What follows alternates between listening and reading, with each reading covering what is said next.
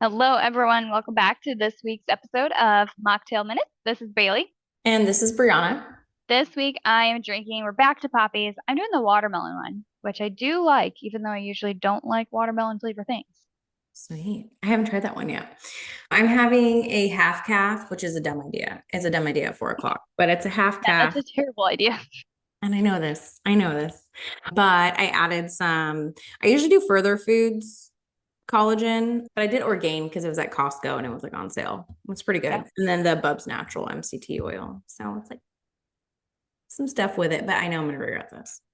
When you're tired tomorrow because you couldn't sleep, you'll know why. Yeah, exactly. It's that vicious cycle. But I'm hoping Yes. half calf and maybe I won't drink it all. This week we are talking about sodium. This is a essential mineral that your body needs, but a lot of us tend to fear it. So we're gonna talk about its purpose, if you might need more, signs that you might need more. We're going to do a deep dive on sodium because it's something we've talked about a couple times that, like with the electrolytes, they all have sodium in it. So Yes. you're going to Well, get the I think, I think it's because people interchange sodium and salt. Sodium is like the natural mineral, and then salt is sodium chloride. So it's a little bit different, but yes. sodium helps with fluid balance and hydration, digestion, and cell signaling. And it also Hmm. helps with like muscle cramps, but that's kind of like the cell signaling. So, Yeah, muscle contractions kind of affects your brain. It's also going to play a role in like blood pressure. So with sodium, it is an electrolyte and it's as far as like your fluid balance and your hydration, it's going to regulate the amount of water inside and outside your cells. So how it works is sodium basically attracts and holds on to water, and that's what helps your body maintain those proper hydration levels. It's going to work with potassium as well to balance the fluids inside and outside the cells, preventing the dehydration and water retention. Mhm. Now, when sodium levels drop too low, your cells can actually swell and lead to confusion, fatigue, and even like brain swelling in severe cases. Where too much sodium can pull excess water to the bloodstream and increase your blood volume and blood pressure, which is why we have been taught to fear sodium, and everyone is very nervous to add electrolytes, especially electrolytes with a little bit of higher sodium in it. Not to Yes. say that everyone needs like element one with 1,000 milligrams of sodium. Not Mhm. everyone probably needs that. I honestly, I don't do well with a full element in one day. I do half, or I can sometimes do a full one in one day, but I can't do it like multiple days in a row. Yeah. I don't think I drink enough water to need a full element all the time. Yeah. That's just me because I'm really not great at drinking water, no matter how many water bottles I have. But yeah, and everybody is scared of it. And my whole thing is like, it's because potassium and sodium play together. And so I'm like, if we just increased our potassium, a lot of this wouldn't be such an issue because potassium helps to lower blood pressure. And so they work together, but you need it. This is why, if you're constantly peeing all the time, you probably need to have more salt. You need to retain that water a little bit, actually hydrate your cells. But this is why like athletes and people in hot climates and on low carb diets need to replenish sodium to avoid like muscle cramps, dizziness, spasms, dehydration, because you lose it in sweat. And I think we always think about sodium in terms of hydrating, but we don't always think about in terms of digestion. So it's Mm-hmm. also going to affect your digestive health by, well, sodium basically helps stomach acid be produced. So Yes. sodium chloride or salt is a key ingredient for producing hydrochloric acid, which you need to break down your food and absorb your nutrients. So if you have low sodium intake, it can lead to poor digestion, bloating, and even some acid reflux. So we want to make sure we have it in these terms as well. It doesn't just have to do with the dehydration or hydrating.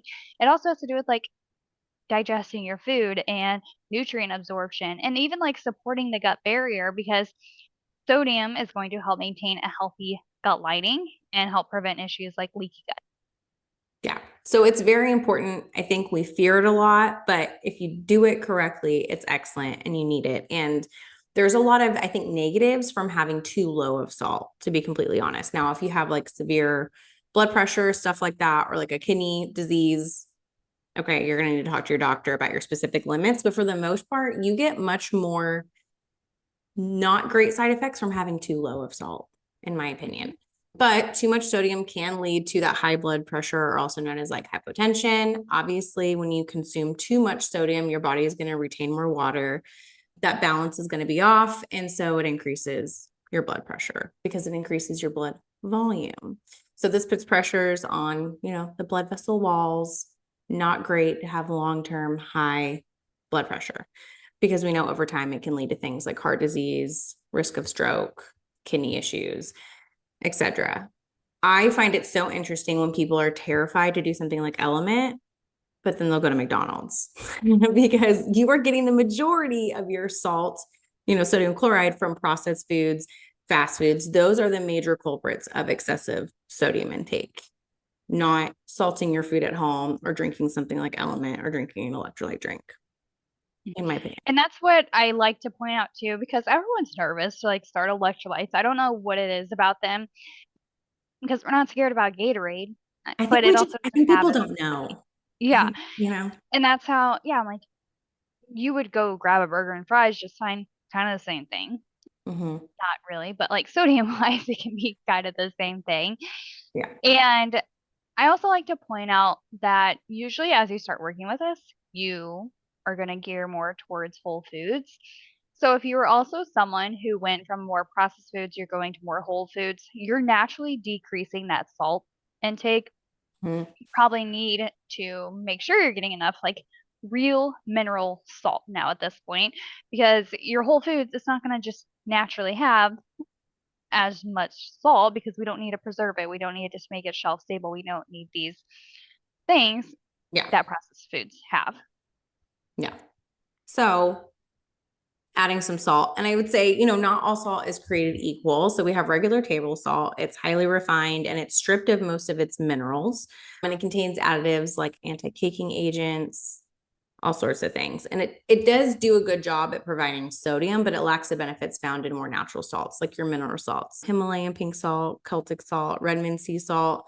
They all contain trace minerals, and they're all a little bit different. Like some have a little bit more magnesium, some potassium, calcium, etc. So these minerals especially can really help with hydration, that muscle function, overall well-being. They're just not the same as like your typical table salts. And again, everything works together in the body. Our body needs all of these minerals working together, and you're not getting that from just regular salt. I've talked about it before, but the company Buoy that I've mentioned, so they Mm-hmm. actually have like a squeezer that is trace minerals and it has salt or sodium and Yeah. I really like it. And you can definitely tell there's like real mineral salt in it. So we'll drop that link in the comments as well because you can get a discount through there. But that's a great one to add, or yeah, just pink Himalayan salt. That one's easy, really available. So yeah, you don't need to ditch salt altogether, or especially table salt, but maybe start including like a real mineral rich salt. Or Mm-hmm. that's Yeah. gonna help give you some of those other benefits that Brianna mentioned. And overall, like generally guidelines recommend to limit salt intake to about 2,300 milligrams. So not to say that everyone needs to like go above that, but again, when you're switching to more whole foods, you're naturally declining. So if you're only even getting like 500 milligrams at 3 meals a day, you're only at 1,500. Yeah. So consider that when you're thinking about your meals as well. They're not as processed. You might need to add salt, and that's okay. It's just, again, finding that balance is everything in moderation for your needs. Some people Yeah. are going to be more sensitive to sodium, others, meaning they might see a bigger blood pressure spike from too much. So if you have high blood pressure, you would want to like reduce your processed foods for the sodium while getting enough whole foods with quality salt. Yes, If you because you still have, need it. yes, you I still have to need tell it. people that That's all the a main time. point. You Yeah. still need it. Yes. I've actually gotten to a point, my sodium was pretty low when I was interning. Mm-hmm. And at the time, I was also renally passing out. And Girl. like no one said anything about my sodium levels being on the low end. My potassium levels were also on the low end. And as Mhm. soon as I started electrolyte drinks, I have no issues. So I'm like, hmm. Yeah. And I And think they that's blamed it on like, anxiety. you're like, no, It's or my minerals. and I think that's what people like anyone who's ever tried like a mineral mocktail or done an HTMA and they're doing it like, certain types of minerals, including salt or, sodium and potassium, especially sodium, they notice like energy, like they feel Mhm. more energized, those sort of things. Like, Yes. yeah, And I want to clarify that too, because I do have questions like, oh, if it's giving me energy, can I do it at night? So I will do like an electrolyte drink 7 o'clock at night or whatever. yeah. It's not keeping me up. It's not like you're doing an energy drink. It's basically your body is getting the parts that it needs to Mhm. run a little Yeah. better. That's what the energy is from. It's like normal energy, not I'm on crack energy. No, yeah, like the energy your cells need to properly Mhm. function and do their thing. And I will say, again, everybody is individual. It could help working with someone, especially if you do have some of those health conditions that we talked about, because it could be daunting and scary. But again, if you really just cut down your sodium intake from processed foods and fast foods, you're on a great start. So there is some ways to healthfully include sodium in your diet without overdoing it. You could use those mineral rich salts like we talked about. You can incorporate whole natural salty foods like seaweed, olives, pickles, like fermented low additive versions. Bone broth is a great one. And then, you can balance it out with potassium and magnesium. Again, I think the recommendation for potassium is like almost 4,000 milligrams per day. If you were to look up the potassium amounts that are in certain foods, you'd see like, oh gosh, I'm probably not even meeting half of that. So potassium is found in like avocados, bananas, potatoes, dried apricots, those sort of things. Mhm. Yeah, for potassium, about 2,600 milligrams is recommended if you're a female, Yeah. 3,400 milligrams for male, 2,900 milligrams if you're pregnant. And yeah, that's kind of just average guidelines. You could need more. So, Mm-hmm. and that's where like HTMA testing can be super helpful. And we'll go ahead and drop a link for HTMA testing and Yeah. the notes Yeah. as well, because it will assess your mineral status and kind of let you know like, hey, you need sodium, you need potassium, you need magnesium, whatever it is. I'm actually I need potassium right now. So I've been doing my electrolyte drinks with coconut water. Mm-hmm. And so focusing more on those potassium rich foods as well, like avocados, bananas, potatoes. Yeah.